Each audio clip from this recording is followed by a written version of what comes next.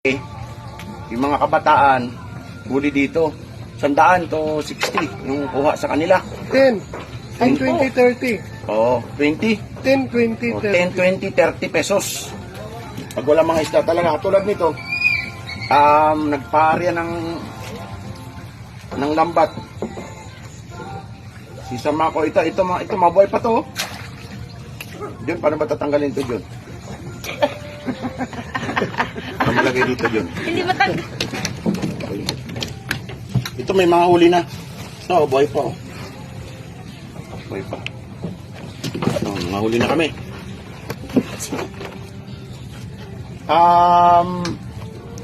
Ito yung mga pampalit na paninda seafood sa palengke kung wala talagang isda katulad pag-amihan.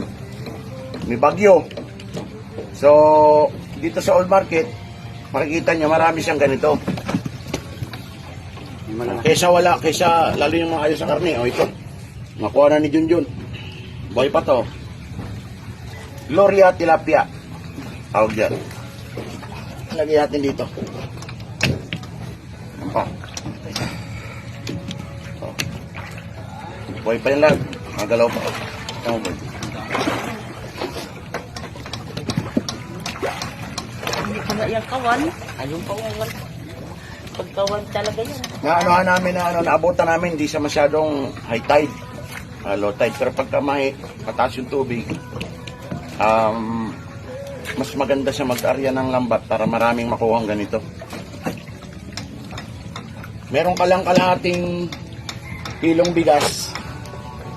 Ito pwede na to sarsyado, paksiw, prito, ulam na to.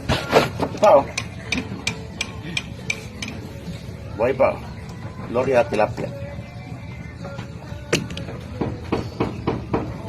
Ilang kilo na kayo ito, John? Sige lang, mabuti lang yung nasa lambat. Ito yung mga kabataan dito, kung saan magpunta, itong ginagawa nila. Lalo yung mga anak ng mga grupo ng sasama ko. Nanguha sila nito para may pera. May pera sa dagat. Magsipag ka lang.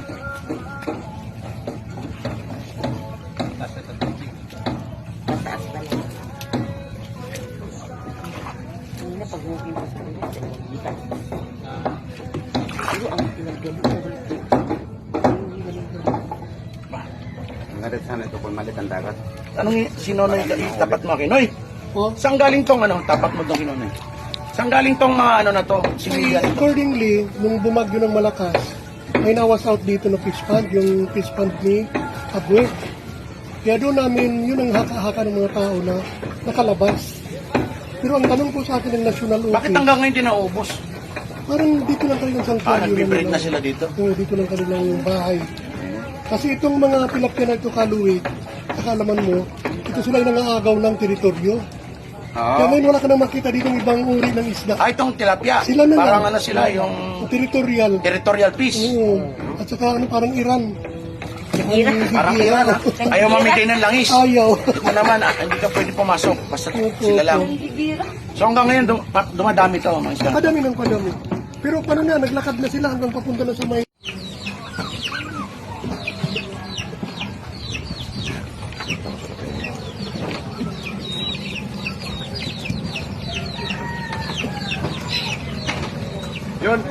Yun.